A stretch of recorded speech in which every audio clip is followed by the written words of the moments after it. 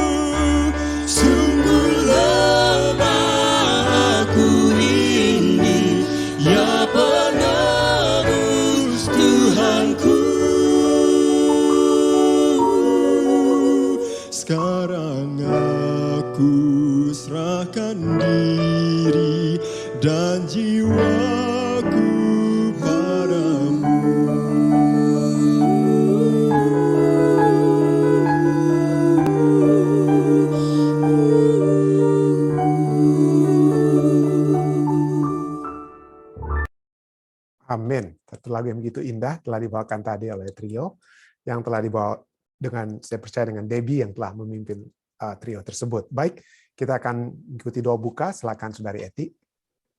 Mari kita sama-sama berdoa. Ya Tuhan Allah Bapa Semawi yang bertahta dalam kerajaan surga, Bapa yang penuh kasih, Bapa yang kami sembah siang dan malam, kami datang padamu Tuhan dengan segala kerendahan hati, bersyukur berterima kasih banyak atas segala berkat, kemurahan kasih sayang Tuhan dalam kehidupan masing-masing kami. Tuhan sudah berkati kami sampai pada saat ini, kami akan datang kepadamu memuji, memuliakan akan nama Tuhan. Bapa di surga, kami akan memulaikan akan ibadah kami pada saat ini Tuhan dengan pembahasan sekolah Sabat. Ya Tuhan, Roh Kudus menguasai hati dan pikiran kami masing-masing, agar firman ini Tuhan tidak lalu dengan sia-sia, melainkan dapat kami hidupkan dalam kehidupan kami sehari-hari. Biarlah Roh Kudus selalu memberikan pengertian dalam kehidupan kami dan merubah tabiat kami yang belum setuju dengan kehendak Tuhan. Dan iman kami selalu dikuatkan untuk hidup lebih hari, lebih dekat, lebih setia kepada Tuhan hingga hari Maranatha. Bapa di surga, kami berdoa khusus Pendeta Rantum yang akan membawakan firman ini. Biarlah Tuhan berkati pendeta dan keluarga, berikan selalu kesehatan, kekuatan, hikmat, akal budi bijaksana dari surga. Biarlah pendeta dapat menggembalakan kami semua terus saja dengan kehendak Tuhan.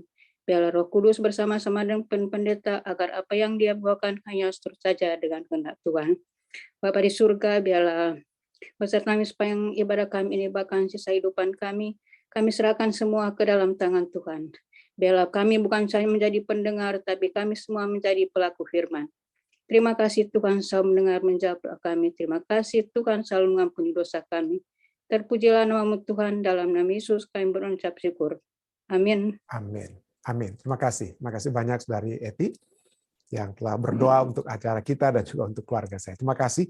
Baik, seperti biasa saudara, kita akan membaca pelajaran sekolah sahabat kita terlebih dahulu yang telah dituliskan oleh penulis pelajaran kita ya. Jadi pada saat ini kita tetap akan melanjutkan dengan kisah Abraham ya, apa yang terjadi kepada Abraham kalau kita melihat kelanjutannya setelah Abraham memberikan makan kepada tamu-tamu yang dia jamu pada saat itu. Dia kemudian mendapatkan, kalau kita baca selanjutnya ya, kita akan dapati bagaimana tamu-tamu itu menyatakan bahwa apa rencana mereka, khususnya Yesus atau Tuhan yang katanya menyatakan akan menghancurkan kota Sodom, lalu kemudian terjadilah tawar-menawar. Nanti kita akan lihat ya, terjadilah tawar-menawar antara Abraham dan Allah sehubungan dengan apa yang akan terjadi dengan kota Sodom ya. Jadi seberapa banyak orang yang boleh diselamatkan ya.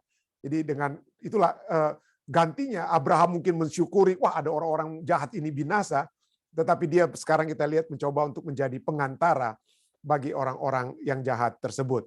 Ya, baik, kita akan, ya, saya akan membagikan seperti biasa pelajaran ini dan ya sudah selesai.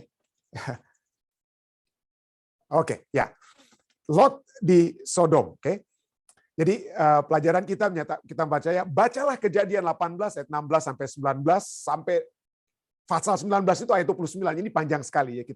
Nanti sebagian itu saya akan bahas di bagian tambahan, jadi kita tidak akan membaca, tapi saya ingin mengundang Anda baca ini semua ya, apa yang saya sudah mulaikan tadi, apa yang dilakukan oleh Abraham untuk menjadi pengantara bagi kota Sodom dan Gomora, karena ada Lot, ada keponakannya di dalamnya itu. Nah, inilah yang terjadi ya. Kemudian apa yang terjadi dengan kota Sodom itu dan apa yang terjadi dengan Lot dan keluarganya ya. Nah, pertanyaannya bagi kita, bagaimanakah pelayanan kenabian Abraham mempengaruhi tanggung jawabnya terhadap Lot? Kita akan lihat ya. Nah, Abraham, pelajaran kita katakan, Abraham baru saja dikukuhkan dalam janji Tuhan akan seorang putra, Ishak namanya. Namun alih-alih menikmati kabar baik, ia mengajak Tuhan berdiskusi tentang nasib Lot di Sodom. Gantinya dia bilang, aduh terima kasih karena sudah dijanjikan tahun depan kamu akan memiliki seorang putra.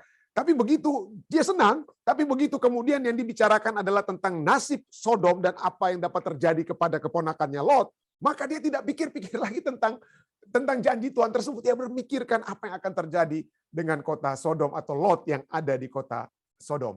Jadi Abraham bukan hanya seorang nabi yang kepadanya Tuhan menyatakan kehendaknya. Tetapi Abraham juga, pelajaran kita katakan, seorang nabi yang menjadi perantara bagi orang berdosa, bagi orang fasik.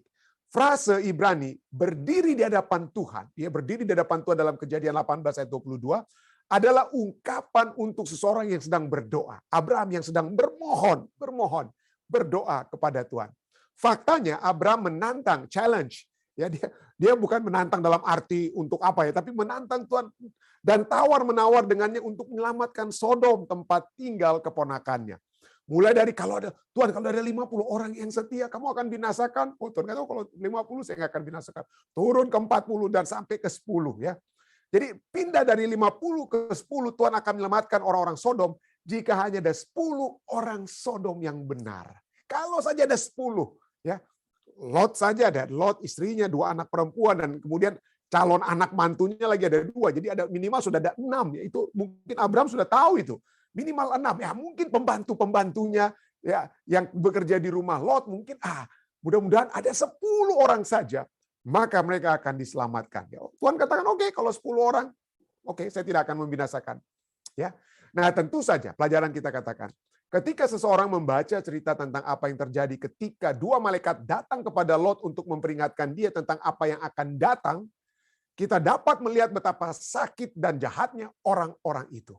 Itu benar-benar tempat yang jahat. Tempat yang jahat seperti halnya banyak negeri di sekitar mereka. Salah satu alasan mengapa pada akhirnya mereka diusir dari tanah tersebut, ya, bangsa-bangsa lainnya jahat sekali, ya. Kalau kita lihat, ya, kejahatan kata yang digunakan untuk berbicara tentang kejahatan Sodom dan Gomora itu adalah kejahatan seperti yang dilakukan oleh orang-orang di zaman Nuh. Tapi di zaman Nuh, kebinasaan mereka melalui air di kota Sodom, bukan seluruh dunia, hanya Sodom, dibinasakan sebagai satu contoh melalui api. Melalui api. Kalau bumi di zaman Nuh dibinasakan selama 120 hari, maka di kota Sodom dibinasakan setelah bukan 120 hari tapi setelah 12 jam.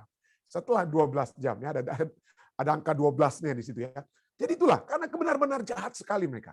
Seperti halnya banyak negeri, jadi mereka itu akhirnya harus diusir dari tempat tersebut. Jadi inilah yang dituliskan oleh Ellen White dalam Alpha Omega jilid 1 halaman 178 dikatakan, sementara malaikat-malaikat semakin dekat untuk melaksanakan tugas untuk membinasakannya, manusia yang di Sodom, ya, sedang memimpi-mimpikan kemakmuran dan kepelesiran. Hari yang terakhir itu berjalan sama seperti hari-hari yang lain yang telah berlalu. Senja menutupi pemandangan yang indah dan aman itu di Sodom, ya. Padang luas yang keindahannya tidak ada bandingannya itu bermandikan sinar matahari yang tengah terbenam. Kesejukan udara di senja hari itu telah memanggil keluar akan penduduk kota itu. Dan banyak orang yang sedang mencari kepelesiran, berjalan, hilir, mudik, asyik dalam jam-jam yang penuh kenikmatan. Cari-cari, aduh mau bikin dosa apa lagi. Itulah sebabnya mereka, karena sudah tidak ada terik matahari yang panas, ya, sudah sementara terbenam, jadi itulah mulai jalan-jalan sore mereka, JJS, jalan-jalan sore mereka orang-orang di Sodom. Dan pada saat itu pemikirannya itu udah nggak bener aja mereka, ya. Berjalan, ya, cari, ya. Nah, pada akhirnya, pelajaran kita katakan, pada akhirnya Tuhan hanya menyelamatkan Lot, istrinya, dan kedua putrinya. Kejadian 19 ayat 15. Hampir setengah dari jumlah minimum 10. Ya, hampir setengah, ya. Jadi hampir 4 orang saja. Menantu laki-laki yang tidak menganggap serius peringatan Lot tetap tinggal di kota itu. Mestinya 6, tapi tinggal 4 saja. Kurang dari 10 yang seperti yang disetujui antara Abraham dan Allah. Ya. Negeri yang indah itu kemudian dihancurkan. Kata kerja Ibrani hafak, menunggang balikan, itu muncul beberapa kali dalam bagian ini, dalam Kejadian 19, 21, 25, 29, ya, dan mencirikan kehancuran Sodom, ya. Ulangan 29, 23 bicara tentang itu, ya, Amsal 4 ayat 11. Idenya adalah bahwa negeri ini telah terbalik. Terbalik sama seperti air bah menunggang balikan ciptaan aslinya, Kejadian 6 ayat 7. Maka kehancuran Sodom adalah pembalikan dari Taman Eden.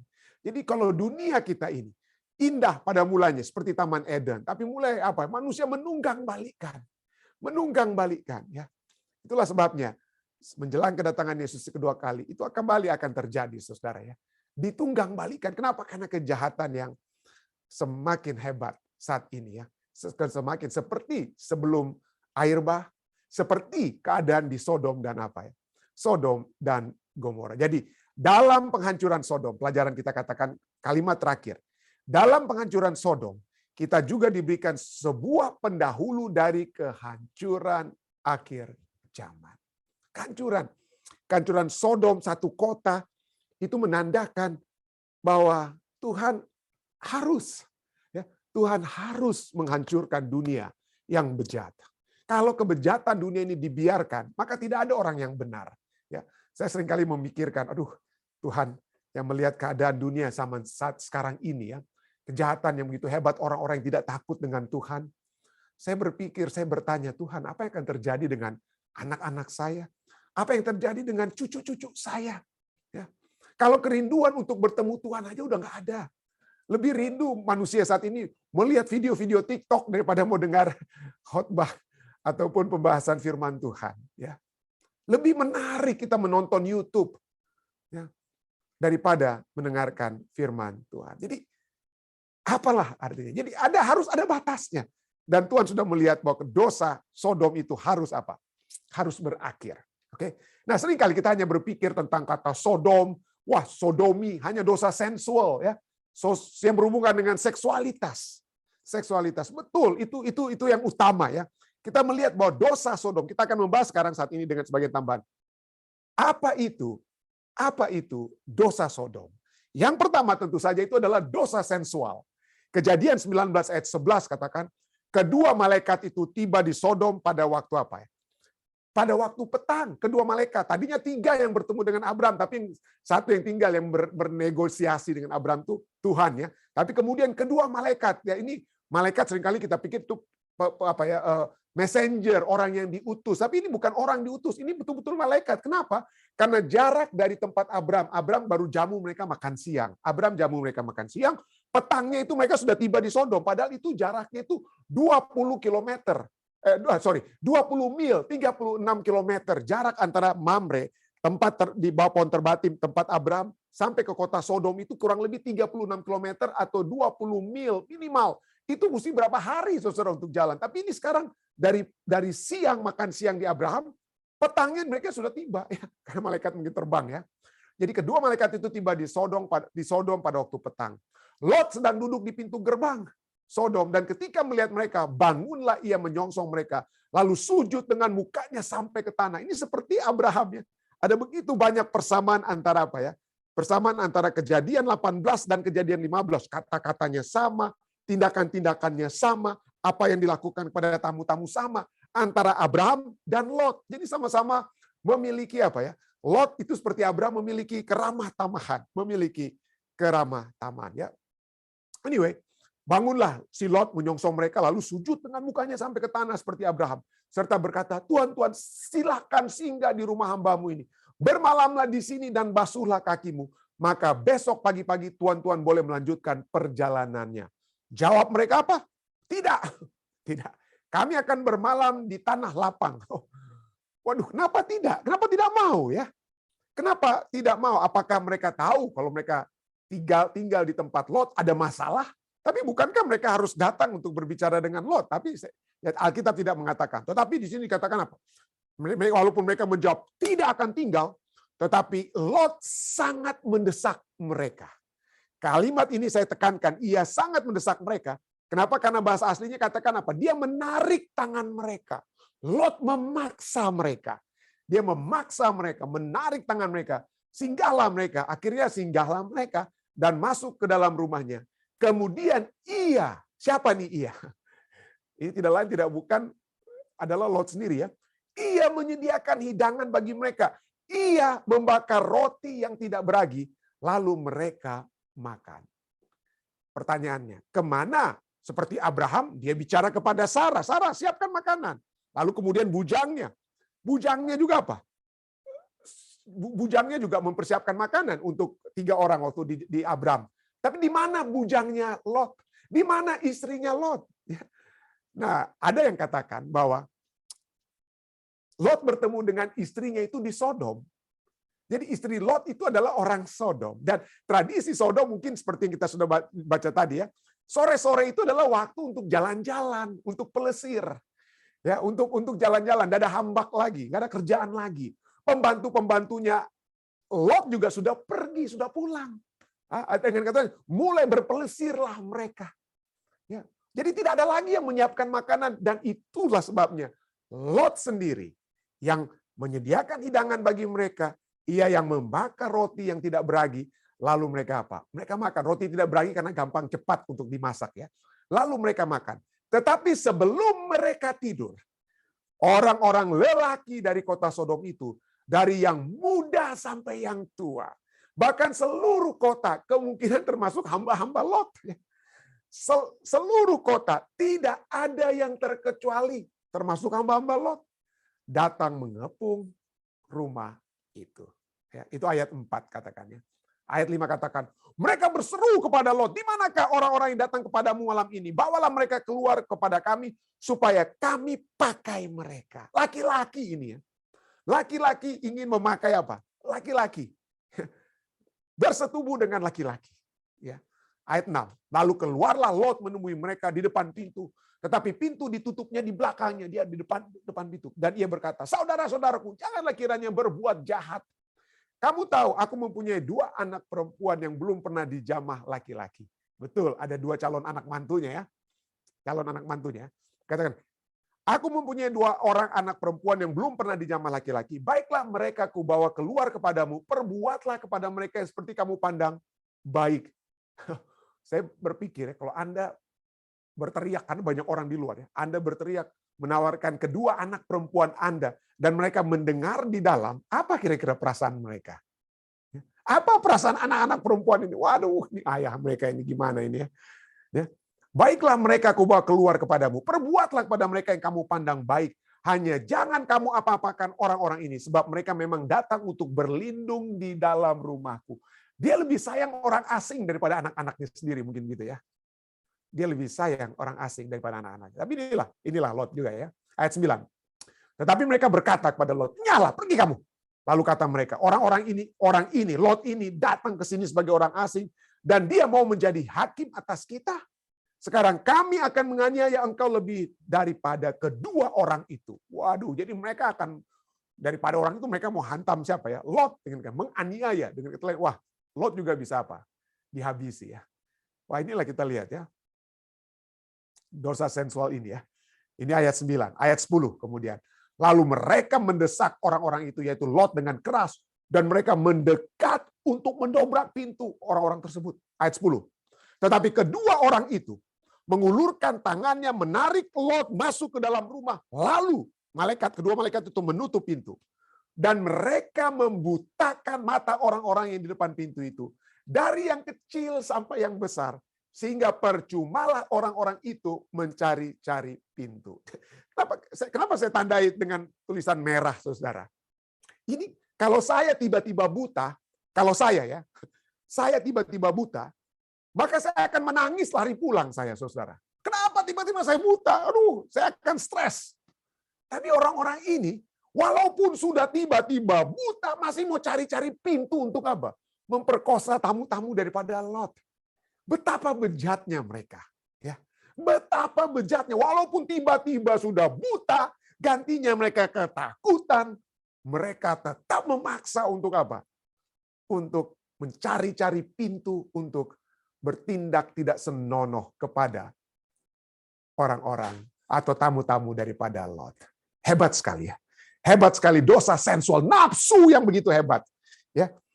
Biar sudah buta, masih nafsu daripada orang-orang Sodom yang bejat. Tapi Alkitab bukan hanya pada saat kita berbicara tentang tindakan kejahatan sodomi, kita sering dengar ya, dosa homoseksual antara pria dan pria. Dosa sodomi itu bukan hanya masalah dosa sensual, saudara. Dosa Sodom itu betul ada dosa sensual, tapi coba kita lihat, hati-hati ini ya.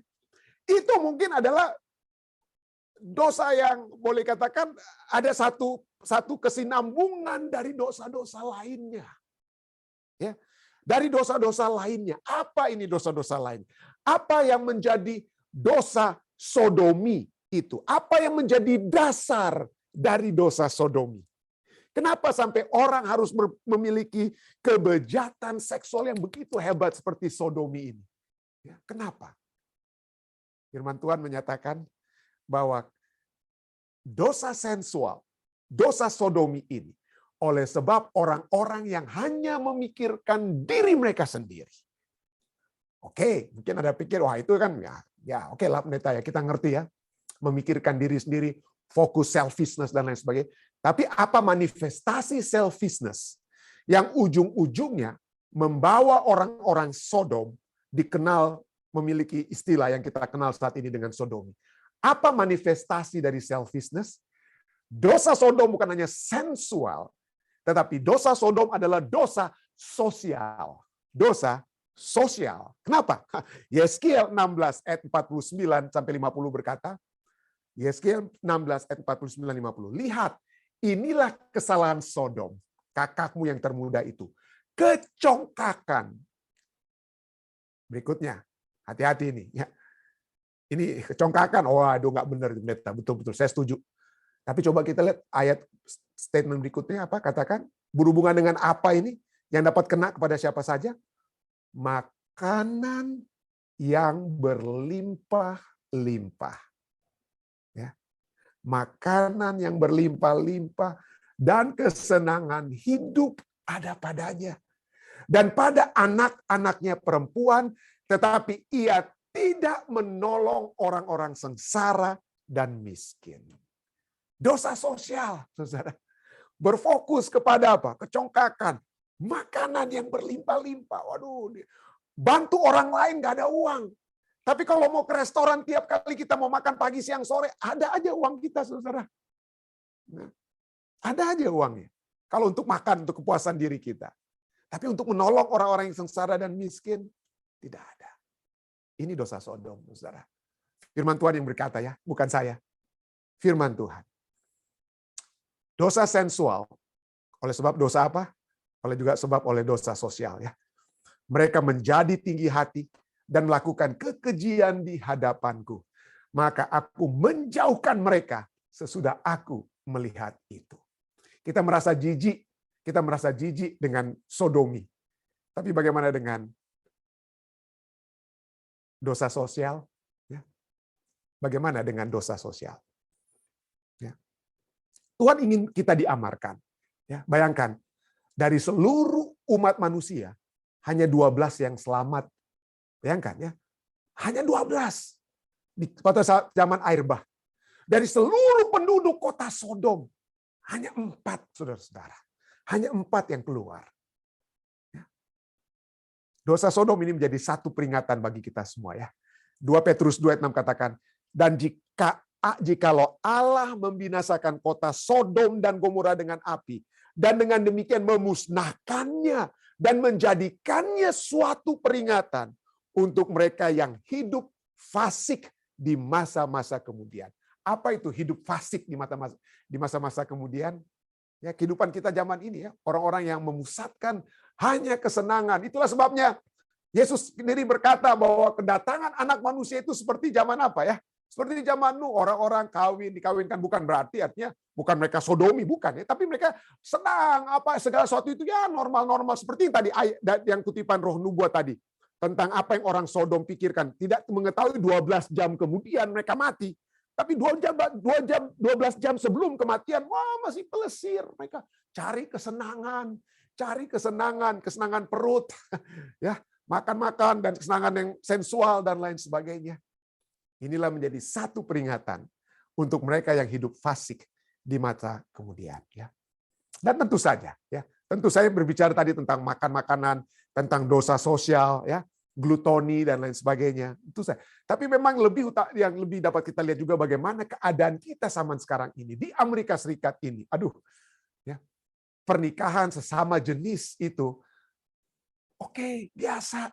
Tadi saya baru saja sore ini berjalan di Roosevelt Park. Di Roosevelt Park ada di belakang apartemen kami ada satu taman ya, Roosevelt Park. Waduh, di taman itu di satu bench baru kali ini saya lihat tadi. Perempuan dengan perempuan berpelukan, berciuman. Aduh, saya bilang Tuhan, apalah gimana ini ya dunia kita saat ini. Perempuan dengan perempuan berciuman, kami cuma jalan di depan mereka. Itulah sebabnya Tuhan berfirman dalam Imamat 18 ayat 22. Janganlah, ini khusus kepada laki-laki dan perempuan juga nanti kita akan lihat ya. Janganlah engkau tidur dengan laki-laki. Ini kepada laki-laki katakan janganlah laki-laki tidur dengan lelaki secara orang bersetubuh dengan perempuan karena itu suatu kekejian. Manusia sekarang nggak puas kita dengan istri kita, mau dengan laki-laki lain. Nggak puas laki-laki dengan perempuan, suami istri, mau dengan apa? Yang berbeda dong. Ya, sesuatu yang berbeda, laki-laki dengan laki-laki, perempuan dengan perempuan. Imamat 20 ayat 13 katakan, bila seorang laki-laki tidur dengan laki-laki secara orang bersetubuh dengan perempuan seperti mereka bersetubuh dengan perempuan, jadi keduanya melakukan suatu kekejian dan di zaman Musa yang menulis kitab Imamat ini, pastilah mereka dihukum mati dan darah mereka tertimpa kepada mereka sendiri. Oh, mungkin Anda katakan, pendeta, ini kan hukum-hukum perjanjian lama ya, ini udah tua, udah kuno itu pendeta. Yesus sudah salibkan di kayu salib, jadi sekarang boleh. Siapa bilang boleh saat ini karena Yesus sudah salibkan di kayu salib? Mari kita baca ya Roma 1 ayat 26-27. Roma 1 ayat 26-27 katakan, karena itu Allah menyerahkan mereka kepada hawa nafsu yang memalukan. Sebab istri-istri mereka menggantikan persetubuhan yang wajar dengan tidak wajar. Istri dengan istri, perempuan dengan perempuan. Ayat 27. Demikian juga suami-suami meninggalkan persetubuhan yang wajar dengan istri mereka dan menyalakan dalam birahi mereka seorang terhadap yang lain, suami dengan suami atau laki-laki dengan suami. Sehingga mereka melakukan kemesuman laki-laki dengan laki-laki, dan karena itu mereka menerima dalam diri mereka balasan yang setimpal untuk kesesatan mereka. It is not okay. It is never been okay. It will never be okay. Homoseksualitas atau lesbianisme. Ini bukan saya yang bilang. Saya harus bawakan ini. Supaya kita bermohon ya. Kita bermohon agar kekuatan surga dapat menjadi bagian kita. Mungkin Anda katakan, aduh pendeta, saya mungkin sudah terlanjur, saya sudah kepalang basah, sudah homoseksual atau jadi lesbian. Seperti kepada Abraham dikatakan, bagi Tuhan tidak ada yang mustahil. Tidak ada yang mustahil bagi seorang homoseksual atau seorang lesbian menjadi lurus kembali. Ya. Tuhan mencintai kita. Kuasa dari surga akan diberikan supaya kita bisa lurus kembali.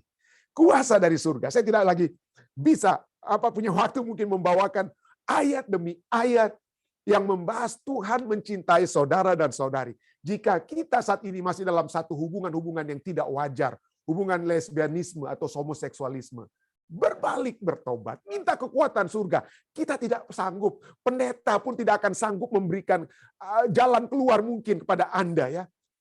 Tapi Tuhan akan memberikan Roh Kudus-Nya. Tuhan akan menuntun kita untuk bertobat, untuk dapat dibenarkan kembali. Yakin dan percaya. Tuhan tidak ingin Anda, saya, kita semua binasa. Tuhan tidak ingin. Inilah dosa Sodomnya. Oh, bagaimana dengan dosa Lot atau kelemahan Lot? Wah, seperti saya sudah singgung tadi ya. Kalau Anda anak perempuannya, apa yang kira-kira Anda waktu dengar ayah, masa papa masa mau kita berdua untuk dikasih untuk orang-orang satu kota ini untuk apa? Untuk hancurkan kita. Ya, tapi itu yang dilakukan oleh Lot ya. Dia memiliki prinsip moral yang walaupun dia masih ingat-ingat sedikit, tapi prinsip moralnya itu sudah ada pengaruh juga orang-orang orang-orang Sodom. Ya. Kejadian 19 ayat 8, kamu tahu dia tawarkan pada orang-orang di luar.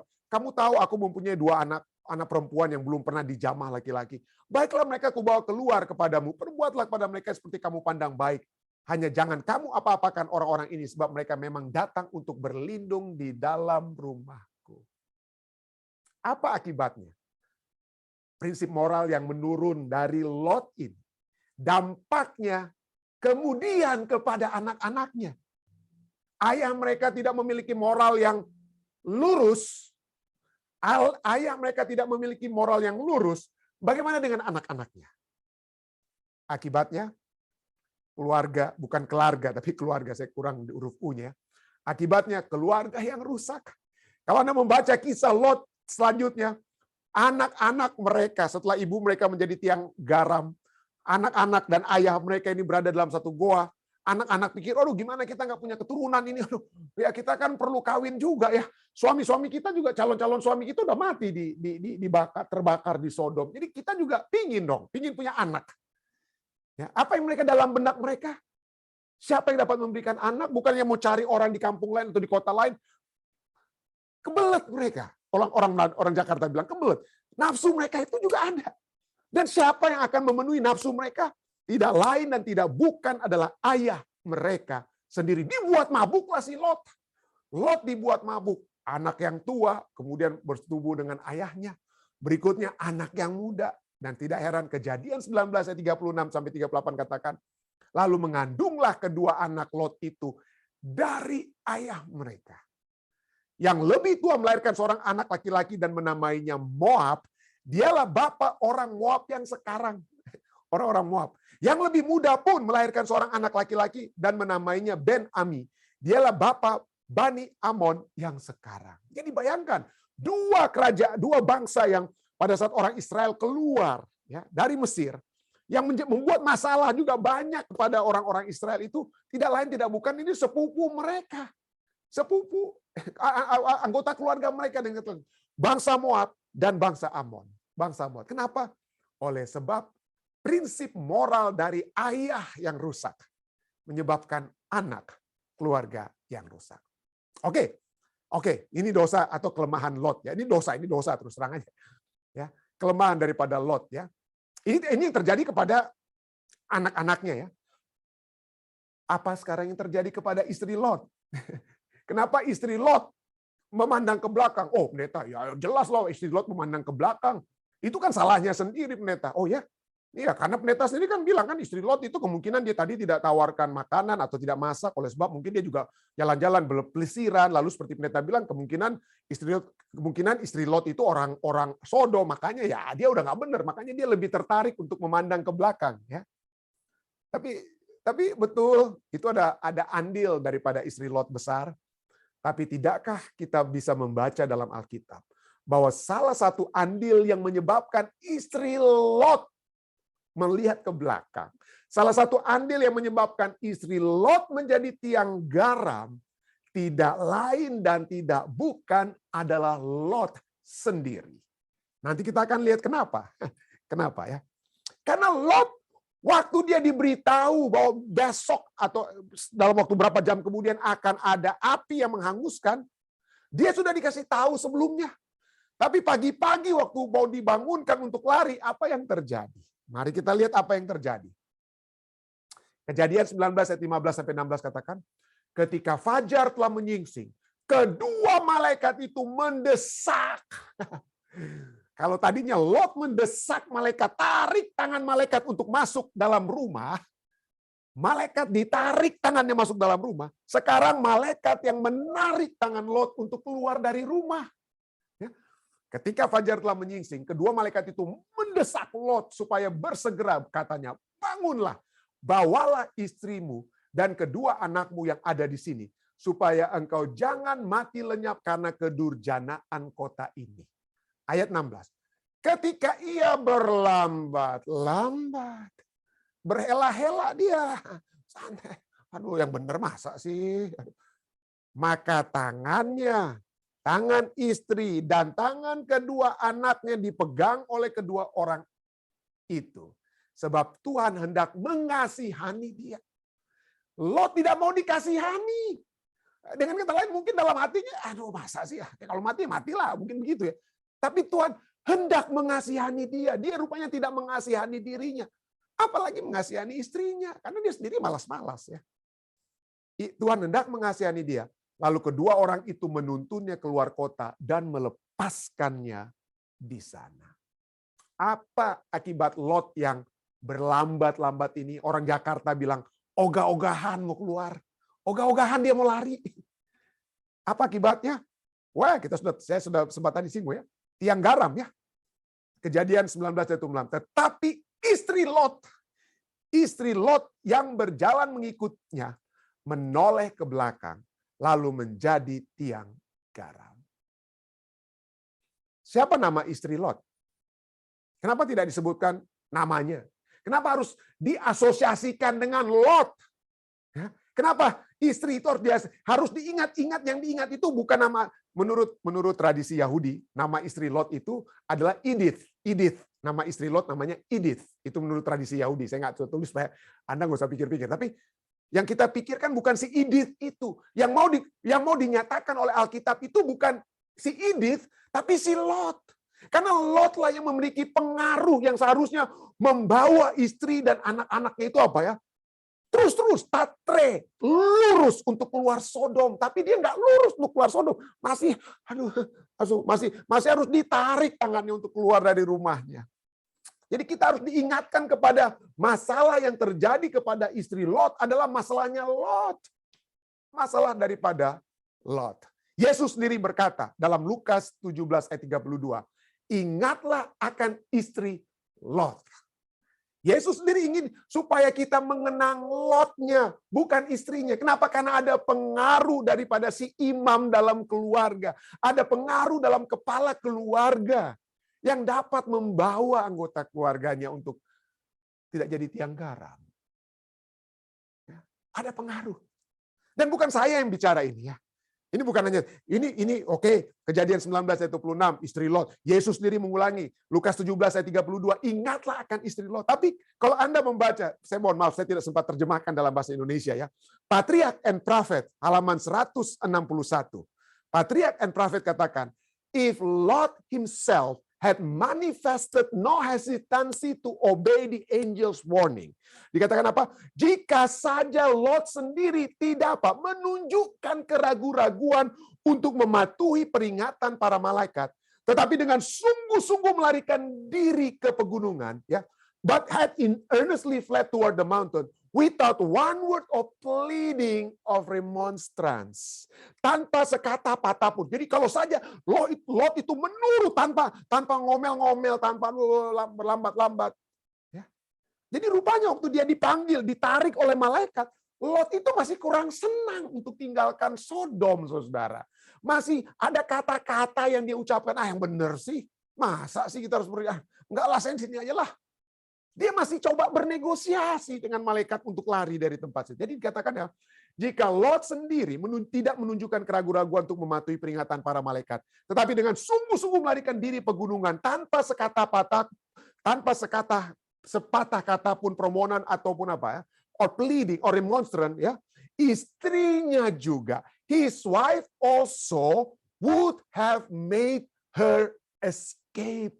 Maka istrinya juga akan membantu Lot melarikan diri. Tapi karena Lot juga malas-malasan, istrinya juga, oh yang benar sih, ya mungkin juga ya, nggak apa-apa ya, mungkin ini peringatan yang salah nih dari malaikat ini ya, atau dari tamu kita ini. Jadi istrinya terpengaruh dengan Lot yang malas-malesan ya. The influence of his example, ya, pengaruh dari keteladanannya, the influence of his example would have saved her from the sin that sealed her doom. Kalau saja Lot memiliki pengaruh yang baik, maka istrinya itu akan diselamatkan dari dosa yang menyebabkan dia menjadi tiang garam. But his hesitancy and delay caused her to lightly regard the divine warning. Tetapi keraguan-raguan dan keterlambatannya Lot menyebabkan istri Lot menganggap enteng peringatan ilahi tersebut. Saudara-saudara, ya, sayang sekali ya. Sayang sekali Lot yang firman Tuhan tadi katakan apa? Berlambat-lambatan ya. Berlambat-lambatan, masih komplain-komplain dia. Ya, menyebabkan istrinya juga harus apa? Jadi tiang garam. Tapi saya memuji Tuhan ya, karena kalimat ini indah sekali ya. Ya, Tuhan apa dikatakan hendak mengasihani dia, dipaksa dia karena Tuhan hendak mengasihani dia. Dan inilah kehendak Tuhan pada saudara dan saya. Kita ini masih sering ogah-ogahan untuk selamat, harus dipaksa untuk keluar dari dosa-dosa kita. Seringkali kita masih berargumentasi, berdua, Tuhan nantilah kalau saya sudah 65 tahun baru saya mau bertobat. Tuhan sekarang saya masih mau menikmati dulu dunia ini Tuhan. Masih mau senang-senang. Masih mau berlambat-lambat untuk bertobat. Tapi puji Tuhan, Tuhan masih mau mengasihani Lot. Kenapa?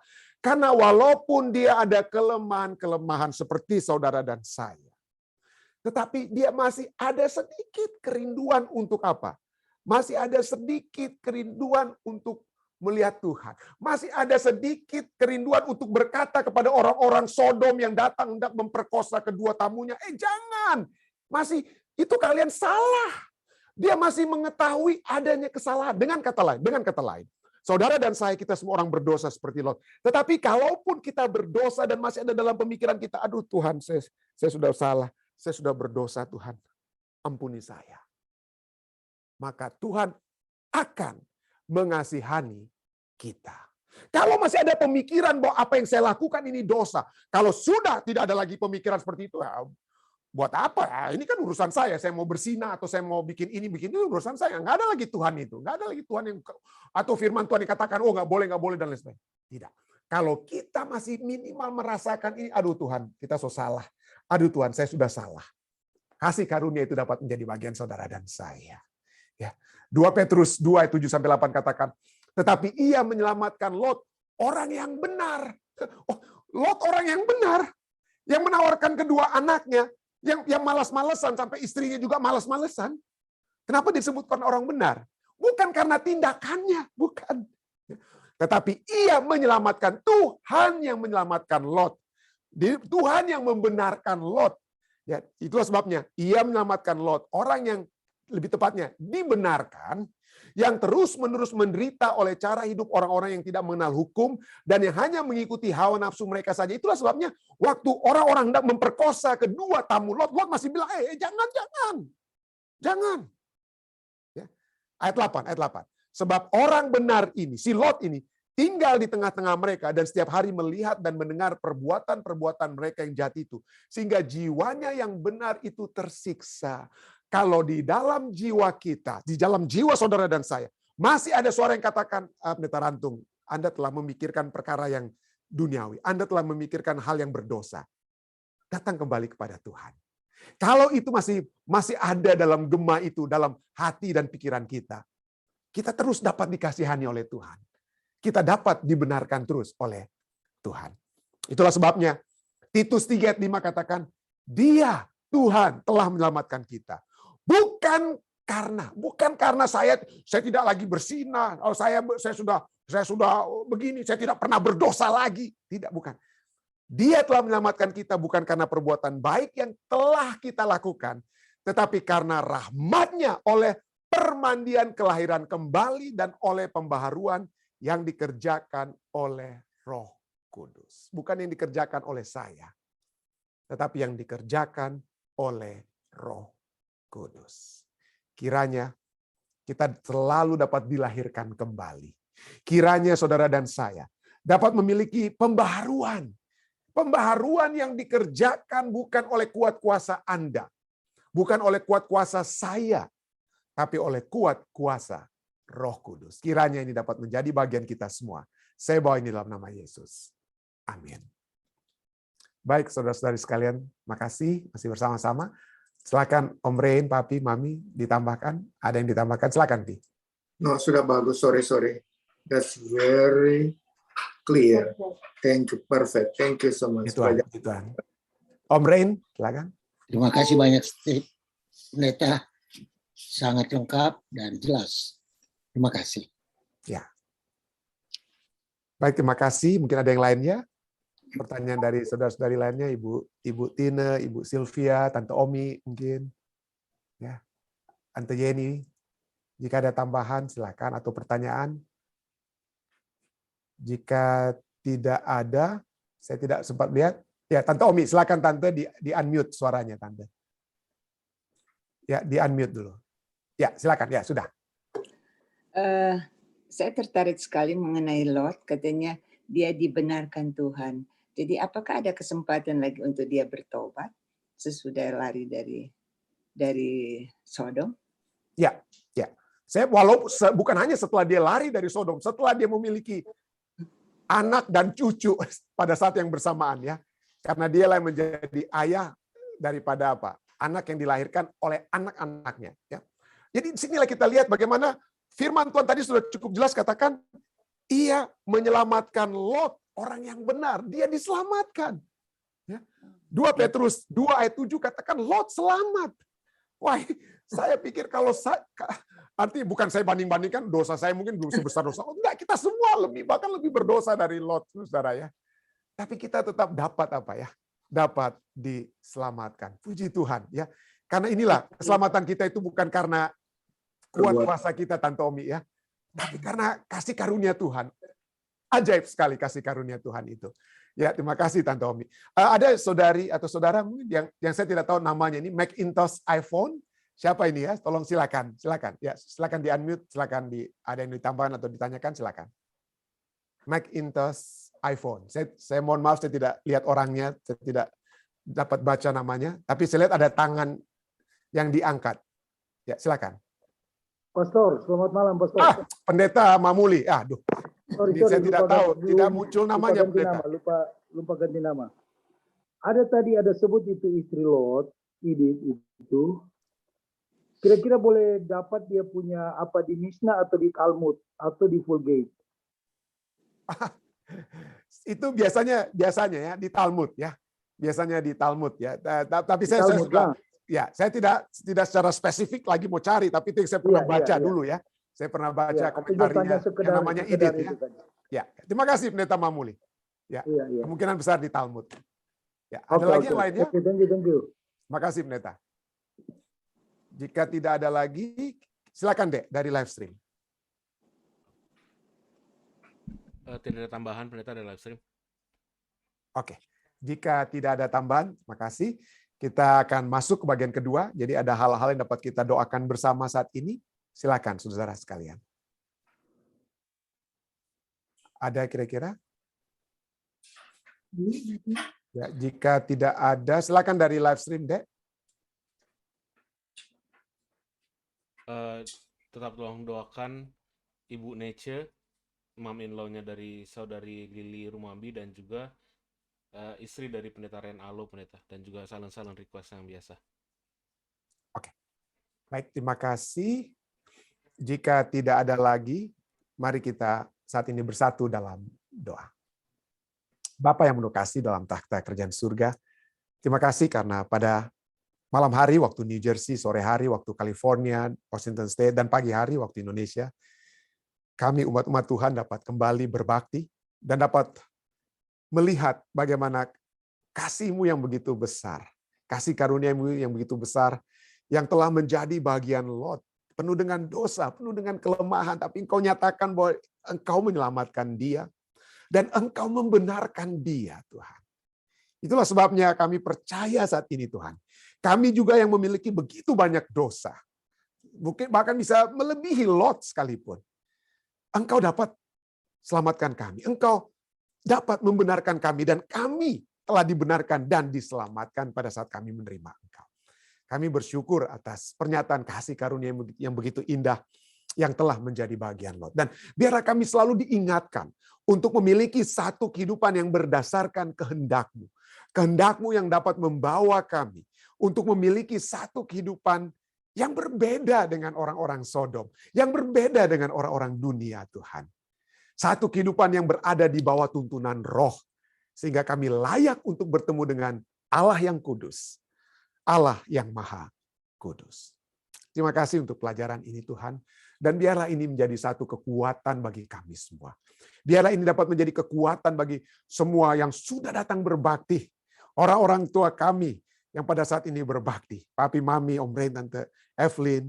Kami berdoa bagi keluarga Awi, bagi Tante Omi, bagi Ibu Tine, dan saudara-saudari kami lainnya, bagi saudari Esther Taniwel, dan semua yang mungkin pada saat ini hamba tidak sempat sebutkan lagi satu persatu. Bagi pendeta-pendeta yang bersama-sama, pendeta Ren Alo yang berbakti melalui live stream, pendeta Denny Mamuli, dan semua Tuhan. Engkau mengetahui siapa-siapa yang telah berbakti. Engkau mengetahui jiwa-jiwa yang telah dikuatkan oleh firman-Mu. Biarlah kekuatan itu terus mengiringi kami semua, Tuhan. Hingga kami dapat masuk ke dalam kerajaan-Mu. Biarlah semua yang memiliki permohonan-permohonan pribadi dengan pergumulan kehidupan mereka, sehubungan dengan masalah-masalah yang mereka hadapi, sehubungan dengan permohonan-permohonan yang ingin terjadi dalam kehidupan mereka. Tuhan, Engkau juga mengetahui siapa mereka. Engkau mengetahui kebutuhan mereka. Dan Engkau mengetahui jalan keluar dan hal yang terbaik yang dapat terjadi dalam kehidupan mereka. Kami juga percaya Engkau akan memberikan yang terbaik bagi Tante Nece Mambo, Tuhan.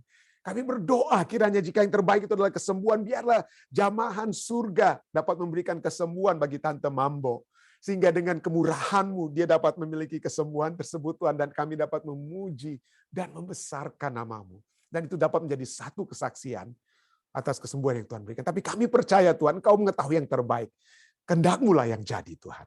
Dan biarlah keluarga dan khususnya Tante Mambo akan memiliki satu selalu kedamaian sebab Tuhan yang menyertai dia. Tuhan yang memberikan kekuatan kepadanya. Kiranya kekuatan ini terus dapat menjadi bagian saudari Jane Rononuwo di Philadelphia, menjadi bagian saudara Alden Sihotang, Joni Kawan, Tante Yeni Poluan, dan Ibu Pendeta Paruntu, dan semua yang dari waktu-waktu kami selalu ingin bawakan dalam doa Tuhan. Biarlah damai surga memenuhi jiwa mereka. Tante Since Puak di Manado, hal yang sama juga damai surga terus menjadi bagiannya Tuhan. Jaminan keselamatanmu. Kebenaran yang Tuhan sudah bakaikan bagi Tante Since dan semua saudara kami lainnya, kiranya akan selalu menjadi bagian mereka. Kami juga ingin berdoa bagi seluruh umat-umat Tuhan di jemaat yang ada di jemaat Fisdak. Hamba-Mu ingin terus berdoa bagi pendeta muda Tulus, bagi saudari Iin. Kiranya dalam pekerjaan mereka, dalam segala aktivitas mereka, Tuhan akan selalu menyertai mereka. Tuhan akan selalu menuntun perjalanan kehidupan mereka, sehingga hanya rancangan surga yang terjadi. Secara khusus hamba-Mu juga ingin berdoa bagi Karen Nainggolan Tuhan. Engkau sudah menuntun kehidupannya di Amerika Serikat ini, menghadapi berbagai tantangan, penundaan-penundaan dan hal-hal lain. Tapi hanya kami lihat pada akhirnya, Engkau melakukan hanya yang terbaik bagi Karen. Dan apa yang dapat dia lakukan di masa depannya, bagi pendidikannya dan hal-hal lainnya, kami serahkan Tuhan. Sehingga Karen hanya akan berjalan di jalan yang Engkau sudah rancangkan baginya. Hamba-Mu juga ingin berdoa bagi Laura Rumbai dan Matthew Rumbai Tuhan. Kedua anak Tuhan ini yang terpisah dari orang tua mereka, dari saudara mereka. Kiranya penyertaan surga selalu menjadi bagian Matthew dan Laura. Sehingga mereka akan tetap setia di masa muda mereka. Mereka tetap akan melihat, mengingat, dan merenungkan Tuhan selalu di dalam kehidupan mereka. Dan kiranya berkat-berkat surga akan selalu menjadi bagian mereka. Terima kasih Tuhan. Biarlah Tuhan akan terus menyertai kami semua dari sekarang hingga Maranatha. Inilah doa yang kami yang terutama Tuhan. Doa yang kami bawakan hanyalah di dalam nama Yesus Kristus Tuhan dan Juru Selamat nebus kami. Amin. Sekali lagi terima kasih banyak saudara-saudari yang saya kasih dalam Yesus Kristus yang sudah berbakti bersama-sama ya. Sampai bertemu besok di acara kesimpulan pelajaran kita yang akan dibawakan oleh pendeta muda Tulus Nainggolan. Sampai bertemu, Tuhan memberkati kita semua.